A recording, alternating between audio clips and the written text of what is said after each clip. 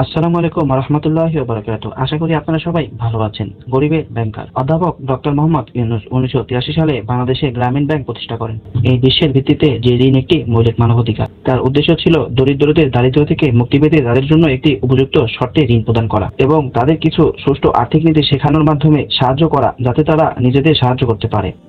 70 দশকের মাঝামাঝি সময়ে ডক্টর মোহাম্মদ ইউনূস স্বল্প পরিমাণে ব্যক্তিগত ঋণ থেকে শুরু করে বাংলাদেশের দরিদ্র ঝরিতাত্ত্বের কাছে গ্রামীণ ব্যাংক ক্ষুদ্র ঋণের মাধ্যমে একটি দরিদ্র দূরীকরণের লক্ষ্য একটি ক্রমবর্ধমান বিশ্ব আন্দোলনের অগ্রভাগে এগিয়ে এসেছে। গ্রামীণ ব্যাংক মডেলের প্রতিলিপি বিশ্বব্যাপী 100-টিরও বেশি দেশে আজ কাজ করে। ডক্টর মোহাম্মদ ইউনূস যার চিন্তা চেতনা এবং প্রচেষ্টার জন্য অসংখ্য আন্তর্জাতিক পুরস্কার পেয়েছে, যার মধ্যে রয়েছে মোহাম্মদ শাহাবুদ্দিন বিজ্ঞান পুরস্কার 1993 সাল, শ্রীলঙ্কা মানবিক পুরস্কার 1993, কিয়ার মার্কিন যুক্তরাষ্ট্র বিশ্ব খাদ্য পুরস্কার 1994, বিশ্ব খাদ্য পুরস্কার ফাউন্ডেশন মার্কিন যুক্তরাষ্ট্র স্বাধীনতা দিবস পুরস্কার 1987, বাংলাদেশের সর্বোচ্চ পুরস্কার কিং হোসেন মানবিক নেতৃত্বে পুরস্কার 2000, King Hussein Foundation Jordan, Volvo পরিবেশ পুরস্কার 2003, ভলভো পরিবেশ পুরস্কার ফাউন্ডেশন সুইডেন, নিক্কি এশিয়া পুরস্কার for Regional Growth 2004, Nihon Keizai Shimbun Japan, Franklin D Roosevelt Freedom পুরস্কার 2006, Roosevelt Institute of the Netherlands এবং সিউল শান্তি পুরস্কার 2006, সিউল শান্তি পুরস্কার সাংস্কৃতিক ফাউন্ডেশন সিউল অফ কোরিয়া। তিনি জাতিসংঘের ফাউন্ডেশনের বোর্ডের সদস্য ছিলেন। যদি আমার ভিডিওটি ভালো লেগে থাকে তাহলে অবশ্যই একটি লাইক, কমেন্ট এবং শেয়ার দিয়ে পাশে থাকবেন। আর আমার ইউটিউবের ভাইরা যদি দেখে থাকেন তাহলে অবশ্যই একটি সাবস্ক্রাইব করে পাশে থাকবেন।